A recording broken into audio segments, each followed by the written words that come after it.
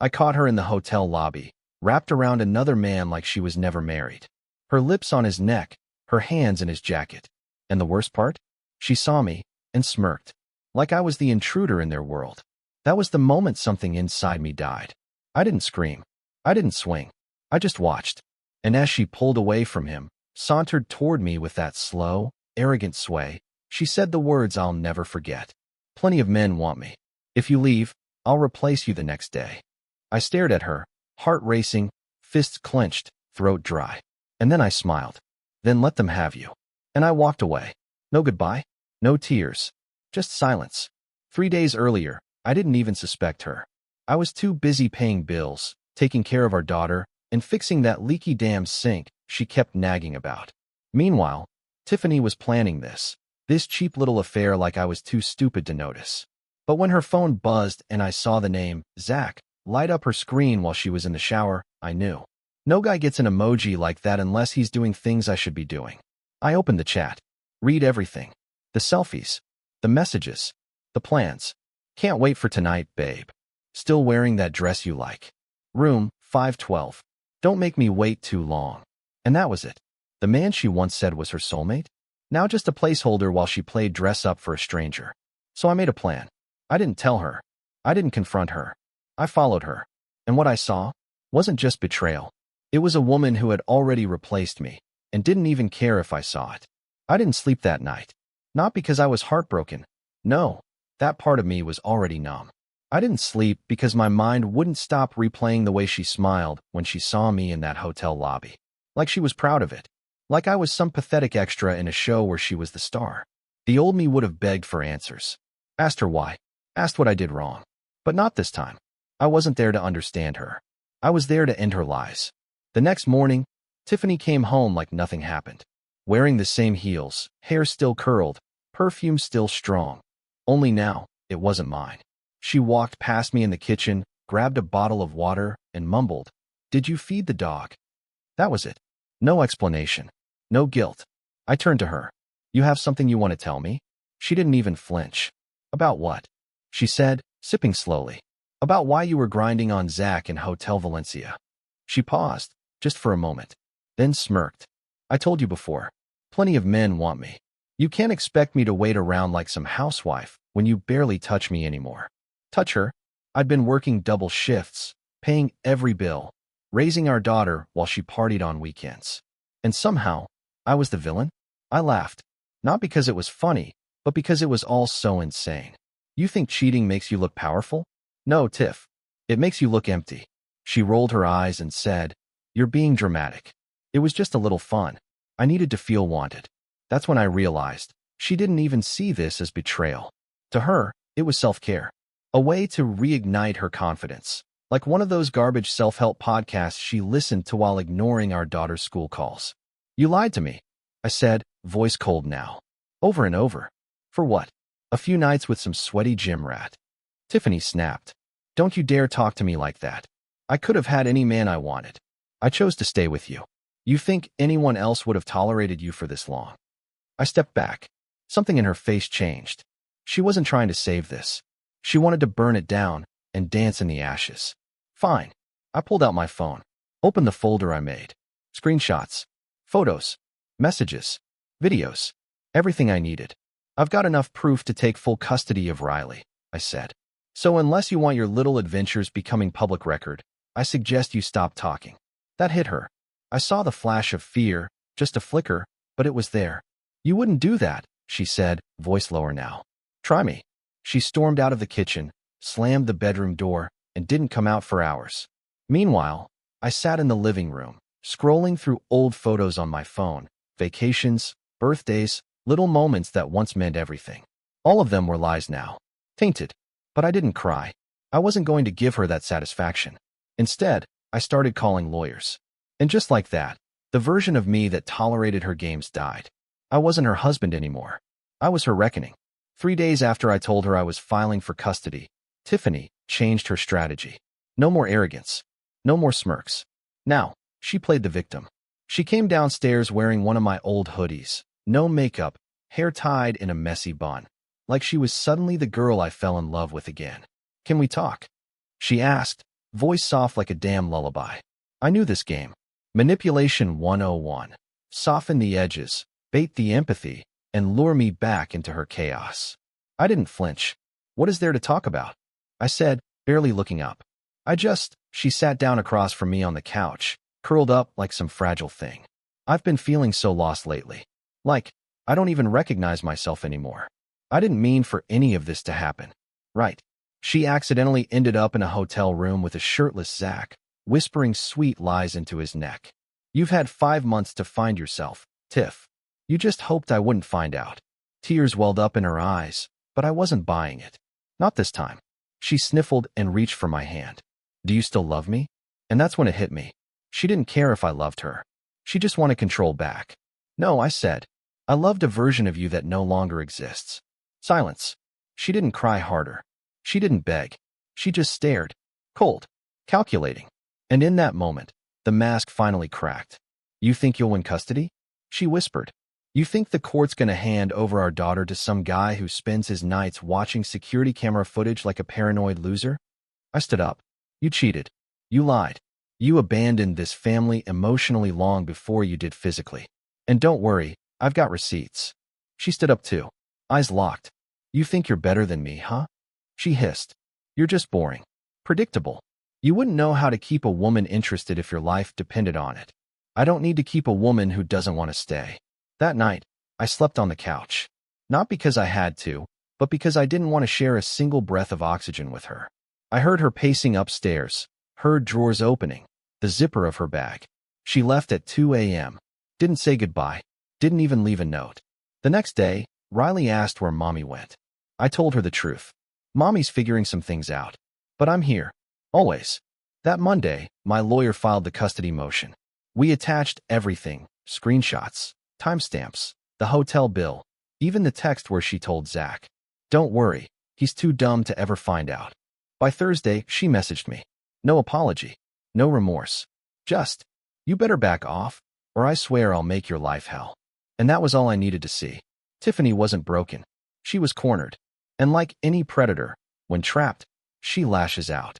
But I wasn't afraid. Not anymore. This wasn't about getting revenge. This was about protecting my peace. Protecting my daughter. And making sure this walking disaster of a woman could never wreak this kind of havoc again. The war had started, and I was ready to finish it. By the end of that week, I had moved Tiffany's stuff into the garage. Every last sequin-stained dress, every perfume bottle that reeked of fake intimacy, and every photo of her that once made me smile, but now made my stomach twist. I packed it all up and left it there like a corpse I didn't want in the house anymore. She didn't come home that weekend. Instead, she posted photos from some rooftop bar, wearing a dress short enough to pass as a napkin and holding a drink with that same smug face she gave me at the hotel. Caption, no regrets. Just upgrades. Upgrades. Right. She traded a loyal husband, a stable home, and her own daughter's bedtime stories for some discount Zac Efron who flexed in gas station mirrors. But I didn't comment. Didn't message.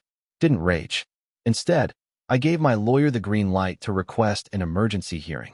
Tiffany wasn't just cheating, she was neglecting. That weekend alone, I had documented 3 missed calls from our daughter's school, a forgotten dentist appointment, and a voicemail from Riley crying because Mommy didn't come to the dance. Monday morning, Tiffany stormed in. I was helping Riley with her breakfast, pouring cereal, tying her ponytail, talking about the dinosaur sticker on her lunchbox.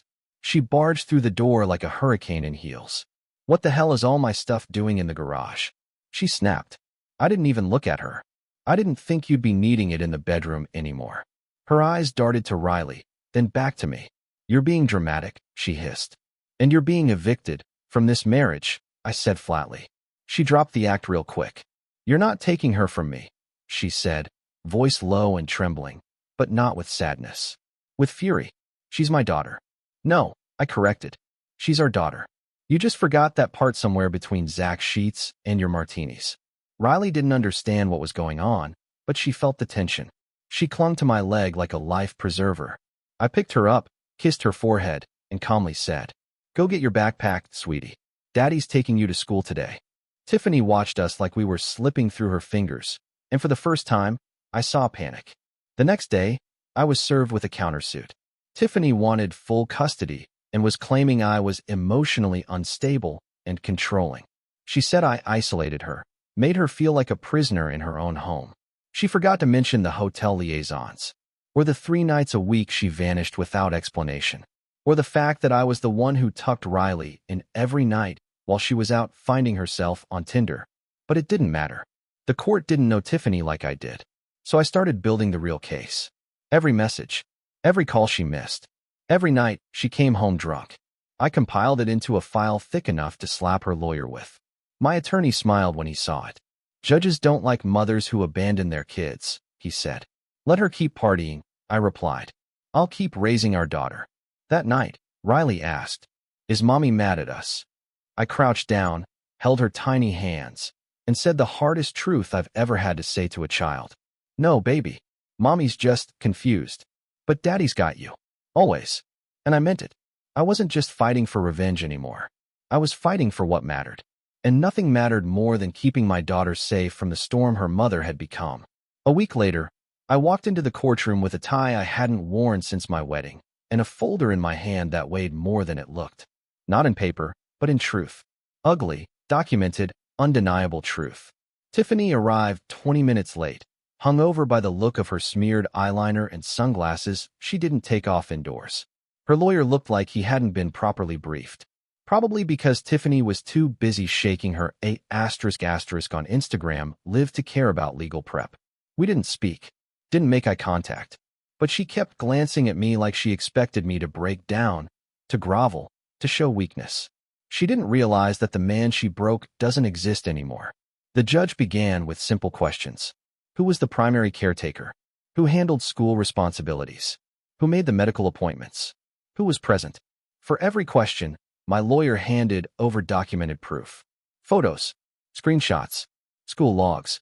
Then came the hotel evidence, the receipts, the messages, the chat logs with Zach. At one point, the judge actually looked over his glasses and said, "Mrs. Carter, this paints a deeply troubling picture of your priorities as a mother." Tiffany looked stunned, like she thought her mascara would shield her from consequence. Her lawyer tried to shift blame, said I was controlling, that I'd weaponized her mistakes. But when the judge asked why she hadn't seen her daughter in 8 consecutive days, Tiffany froze. "Self-care," she muttered. Even her lawyer winced. The courtroom was silent. My jaw clenched. My stomach twisted. Not from nerves. From rage. This woman, this bitch, let's stop sugarcoating it, called abandoning her kid's self-care. The judge granted me temporary primary custody until the full hearing. Tiffany stormed out before the gavel even hit. Outside the courthouse, I exhaled like I'd been holding my breath for months. Riley was safe. For now. But the battle wasn't over. Because that night, Tiffany did what all unhinged people do when they're cornered. She got dirty. She went live on social media. Full face of makeup, perfect lighting, crocodile tears. Told the world I was an abusive narcissist. Said I turned her life into a prison. Claimed I took her child to punish her. The comments section ate it up. Men calling me a monster. Women offering to take care of her. Her little simp army rising up like they knew a damn thing. But I didn't respond. I let her talk. Because every word she posted, every lie she threw into the digital wind, my lawyer captured it. Screenshotted. Timestamped. Logged. She didn't know it, but she was helping me win. Then, 2 days later, I got a call from her sister. Alyssa. We'd never been close. But that night, her voice shook as she said, "I'm sorry. I should have warned you sooner. Tiffany's been cheating for longer than you think. Zach isn't the only one." She listed 3 other names. 3. One of them was my best friend in college. Apparently, the affair started when we were still trying for our second kid. My world didn't just spin. It collapsed. And still, I didn't cry. Because by now, the tears were burned out of me. I sat alone that night, staring out the window while Riley slept upstairs. And I realized something. Tiffany didn't just betray our marriage. She betrayed reality. Everything I thought we were. Lies. Decorated lies in a pretty face with dead eyes. But I still had something real. Someone real. My daughter. And for her, I'd burn the whole damn illusion to the ground. It's a strange thing, how betrayal doesn't hit you like a single punch. It's more like a series of tiny cuts, layered so deep they bleed years of trust. I wasn't bleeding anymore. I was cauterized. hardened. And now I was ready to bury the version of me who ever loved that woman. The next few days moved fast. My lawyer filed a motion to push for full custody, backed by new testimonies. Alyssa agreed to give a written statement, not because she suddenly cared about me, but because even she couldn't stomach what her sister had become. She used to be a person, Alyssa told me. Now I don't know what she is. I did. She was chaos and lipstick. A walking grenade who pulled her own pin and blamed everyone else for the shrapnel. Meanwhile, Tiffany went radio silent. No visits. No calls to Riley. No texts asking how she was. At first, Riley kept asking, "When's mommy coming?" And I didn't have the heart to tell her that her mother was too busy seducing Instagram's comment section to even remember she had a daughter. So I told her, "She's on a long trip. But I'm here. I'm not going anywhere." I doubled down. Mornings were now pancakes shaped like dinosaurs. Afternoons were backyard soccer and blanket forts. Evenings were stories I made up just to see her smile. Riley was healing, and I was rising. Then, the bomb dropped. I got an anonymous message from a fake account. One photo. Tiffany. Naked. In our bed. With Zach. Dated 2 months ago. That wasn't just cheating. That was warfare. I stared at the screen. Not in shock, but in strategy. She wanted a fight? Good. Because I wasn't swinging wild anymore. I was precise. I forwarded the photo to my lawyer. He replied 2 minutes later. "She's done. This is the final nail." And it was. She wasn't just unfit to parent. She was a loaded gun in a child's life. The next court hearing was intense. Tiffany showed up in white, like some damn innocent saint. She even brought her mom, who spent the whole time whispering poison into the ears of anyone nearby. But facts don't care about costume changes. My lawyer laid it all out. The emotional neglect. The affairs. The missed school events. The photos. Tiffany tried to twist it, of course. She cried. Said I was controlling. Said I shamed her for expressing her sexuality. The judge asked, "In your daughter's bed? While your husband was at work?" That kind of expression. Tiffany had no answer. By the end of the day, I walked out with primary custody, visitation to be supervised, and Tiffany ordered to undergo a psychological evaluation. She screamed in the hallway, told me I ruined her life. I turned around and said it without rage, without hate, just truth. "No, Tiffany, you did that all by yourself." She lunged. Security grabbed her. And just like that, it was over. The chapter, the circus, the illusion. I went home that night, laid next to Riley, and for the first time in what felt like years, I breathed. No lies. No perfume masking guilt. Just silence. And peace. The kind of peace that only comes when you finally stop loving someone who never deserved you in the first place. Peace is never quiet at first. It's a silence that buzzes, like your body doesn't trust it yet. You expect her to come crashing through the door, hurling insults, throwing wine glasses, screaming that you ruined everything. But she didn't. She was gone. Physically, legally, and emotionally, Tiffany was out of our lives. But the aftermath wasn't clean. See, when a woman like Tiffany loses control, she doesn't accept defeat. She plots. She manipulates. She twists every truth into a weapon and throws it like she's still queen of the war zone. Within a week of the custody decision, she started a campaign online. Fake stories. Twisted half-truths. Posts saying I alienated her from her child, that I fabricated evidence, that I was mentally unstable and abusive behind closed doors. People who didn't even know us shared her lies. Strangers commented things like, "This man sounds like a monster. Typical narcissist. Probably gaslit her for years. Pray for the poor child." It didn't hurt like it once would have. Not because the words were soft, they weren't, but because I knew they weren't true. And I had something stronger than any social media post. My daughter's smile. Her safety. Her trust. Still, I won't pretend it didn't piss me off. Watching her still try to destroy me, even after everything. Watching her pretend to be the victim in a story she wrote in betrayal and shame. So I did what she never expected. Nothing. No response. No rebuttal. Just silence. Because I had already won. Not the court battle, the war for peace. I wasn't going to play her game anymore. I'd flipped the board, walked away, and took the only thing that mattered with me.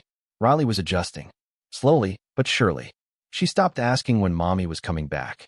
She started sleeping through the night again. One evening, while brushing her teeth, she looked up and said, "Daddy, I like it when it's just us. That hit harder than any insult Tiffany ever threw, because I realized my daughter felt safer without her own mother around. That's how deep Tiffany's rot had spread. I kept things steady. Routine became our religion. Mornings were calm. Evenings were warm. And yet, the emotional scars were still there. I'd find myself checking the locks twice, pacing before bed, jolting awake from dreams of Tiffany screaming at me, dragging Riley down the stairs, crying that I was stealing her life. The trauma doesn't leave when the person does. It echoes. But I fought it. With therapy. With friends I'd lost touch with because of Tiffany's toxic orbit. With time. And most importantly, with Riley's laugh. Then came the letter. Handwritten. No return address. It was from her. Tiffany. I know I messed up. I see now what I became. I was angry, and I took it out on the only man who ever truly loved me. I don't expect forgiveness. I just wanted you to know. I'm sorry. For everything. I read it once. Twice. Folded it. Burned it. Because I wasn't going back. That version of me, the forgiving, fix-everything man, died in that hotel lobby the night I saw her with Zach. This version, he protects peace, guards trust, and never lets poison back in the house. I didn't respond. Not out of hate, but because there was nothing left to say. A year passed. Quietly. Peacefully. The kind of peace that isn't loud or exciting, but the kind that settles into your bones. Morning coffee without dread. Dinner without screaming. Nights where sleep comes easy because you're not sharing a bed with betrayal. Riley turned 7. We threw a small party in the backyard. Balloons, cupcakes, a cheap magician who kept forgetting his lines. She laughed so hard her cheeks hurt. And as I watched her run around with her friends, free, light, unbothered by the storm she had unknowingly survived, I knew we were okay. We were more than okay. We were free. Tiffany hadn't tried to contact us again after the letter. Not directly, at least. She posted the occasional cryptic Instagram story, black and white quotes about losing everything just to find yourself. A few bikini thirst traps captioned, "He lost me. His bad." I didn't respond. I didn't even feel anger anymore. Just nothing. And nothing is a beautiful place to be when you've spent years drowning in chaos. I rebuilt slowly. Reconnected with old friends. Rebuilt relationships Tiffany had poisoned over time. It's crazy how much of your life you lose when you're busy trying to keep someone else whole. One night, my friend Marcus pulled me aside after dinner and said, "You know, man, you look like someone who finally stepped out of the fog." He was right. The fog was gone. I could see clearly now, not just who Tiffany really was, but who I had become trying to survive her. I wasn't perfect. I made my mistakes too. But loving her? That wasn't one of them. Staying too long was. Sometimes, love blinds you into believing abuse is just a rough patch. That if you just hold on tighter, things will go back to how they were. But the truth is, when someone shows you who they are while you're bleeding for them, and they step over your body instead of helping you up, you leave. You don't argue. You don't negotiate. You walk. With pride. With clarity. With whatever pieces of yourself you still have left. And then you rebuild. Brick by brick. Day by day. Until the version of you that tolerated the lies, the insults, the gaslighting, the neglect is gone. Today, I wake up with purpose. Not revenge. Not resentment. Just purpose. To be a better father. To be a man my daughter can trust. To never let chaos wear a wedding ring again. Tiffany will always be a name etched into my story.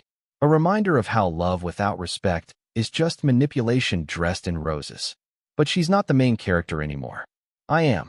So, if you're reading this, or listening, or maybe you're sitting in your car wondering if the signs you're seeing are real, they are. If you're doubting your worth because someone keeps making you feel like you're the problem, you're not. And if you're scared to leave because you've built a life together, remember this. A life built on lies isn't a life. It's a prison. Walk out. Close the door. Lock it. And throw away the damn key. You don't need her to choose you. You need to finally choose yourself. That's what I did. And it saved my life.